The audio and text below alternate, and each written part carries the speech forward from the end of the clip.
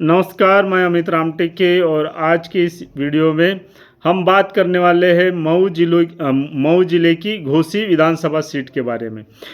घोसी विधानसभा में भाजपा से करीब 26 साल तक जुड़े रहे नेता और समाज सेवी अजय जायसवाल अब बहुजन समाज पार्टी में शामिल हो गए हैं और इसी की वजह से अभी घोसी विधानसभा जो है वो राजनीतिक रूप से 2027 विधानसभा की चुनाव के हिसाब से चर्चा का विषय बनी हुई है, क्योंकि इसके पहले समाजवादी पार्टी की तरफ से सुधाकर सिंह जी के बेटे सुजीत सिंह जी का भी नाम यहाँ पे घोसी विधानसभा के लिए समाजवादी पार्टी की तरफ से चल रहा था। उनकी भी उम्मीदवारी की चर्चा हो रही थी और अभी बहुजन समाज पार्टी की तरफ से भी एक नाम चल रहा है जो लंबे समय से भारतीय जनता पार्टी की तरफ भारतीय जनता पार्टी के साथ में जुड़े रहे थे, अजय जायसवाल जी। तो सवाल ये है कि क्या बीएसपी अजय जायसवाल जी को घोसी विधानसभा सीट से अपना 2027 विधानसभा के लिए उम्मीदवार बनाएगी, और इसी को लेकर आज की इस वीडियो में हम चर्चा करने वाले हैं। लेकिन चर्चा करने से पहले हमें ये जानना जरूरी है कि अजय जायसवाल जिनकी बहुजन समाज पार्टी में एंट्री हुई है वो कौन है और उनका क्या रहा है अभी तक का इतिहास। तो सबसे पहले तो अजय जायसवाल जी जो है वो मूल रूप से मऊ के इंटोरा चौबीपुरा से जुड़े हुए बताए जाते हैं और उनका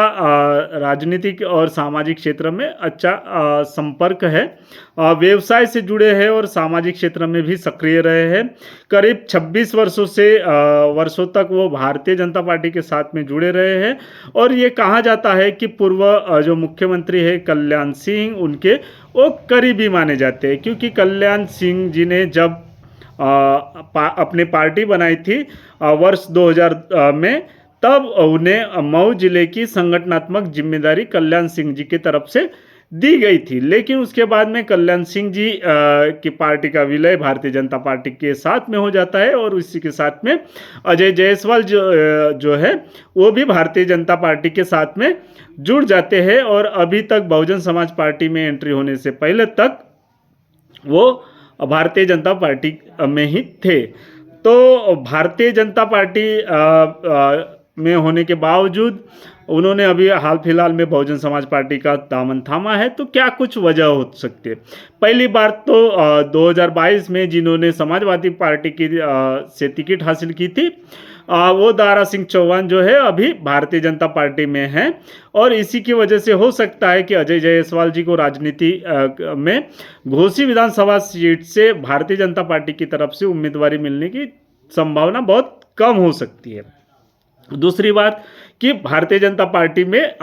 इस विधानसभा सीट से बहुत से दावेदार भी हो सकते हैं और ऐसे समय पर अजय जायसवाल जी को लगा होगा कि बहुजन समाज पार्टी एक अच्छा प्लेटफॉर्म है और इसी के साथ में जुड़ने की वजह से हम घोसी विधानसभा का प्रतिनिधित्व करने का हमें मौका मिल सकता है। तो बहुजन समाज पार्टी का ही हाथ क्यों थामा है, वो अन्य पार्टी में क्यों नहीं गए हैं, इसके पीछे इसकी वजह जानने के लिए हमें जाना होगा घोसी विधानसभा सीट के राजनीतिक इतिहास में। तो राजनीतिक इतिहास में अगर देखेंगे तो घोसी विधानसभा सीट पर बहुजन समाज पार्टी ने इसके पहले जीत भी हासिल की हुई है और अगर 2017 और 2022 में ही देखेंगे तो 2017 में यहाँ पे बहुजन समाज पार्टी के जो उम्मीदवार थे अब्बास अंसारी, इन्हें लगभग 81,295 वोट मिले थे। यहाँ पे हालांकि 2017 में भारतीय जनता पार्टी के फागू चौहान जो 88,298 वोट लेकर जीत गए थे, तकरीबन अब्बास अंसारी जी को 7,003 वोटों से हराया था। लेकिन 2017 की तरफ अगर हम देखेंगे तो बहुजन समाज पार्टी का घोसी विधानसभा में एक जनाधार अच्छा खासा दिखाई देता है और यही वजह रही होगी कि अजय जायसवाल जी जो है वो बहुजन समाज पार्टी के साथ में जुड़ गए हैं। फिर 2022 में भी अगर देखेंगे तो 2022 में समाजवादी पार्टी की तरफ से दारा सिंह चौहान जी जो है वो जीत गए थे, उन्हें लगभग 1,08,000 वोट मिले थे और भारतीय जनता पार्टी की तरफ से जो उम्मीदवार थे विजय राजभर जी, उन्हें लगभग 86,214 वोट मिले थे। लेकिन यहाँ पर भी अगर बहुजन समाज पार्टी का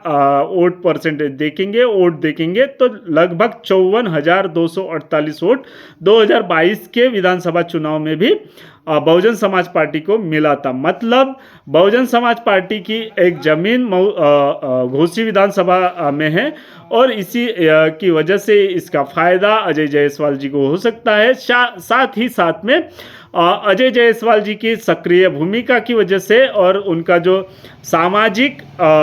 संपर्क है उसकी वजह से बहुजन समाज पार्टी को भी फायदा हो सकता है। अभी देख लेते हैं कि 2023 में फिर क्या हुआ था कि दारा सिंह चौहान जो है वो भारतीय जनता पार्टी में चले गए थे और इसी वजह से वहाँ पे उपचुनाव हुआ था और उपचुनाव में फिर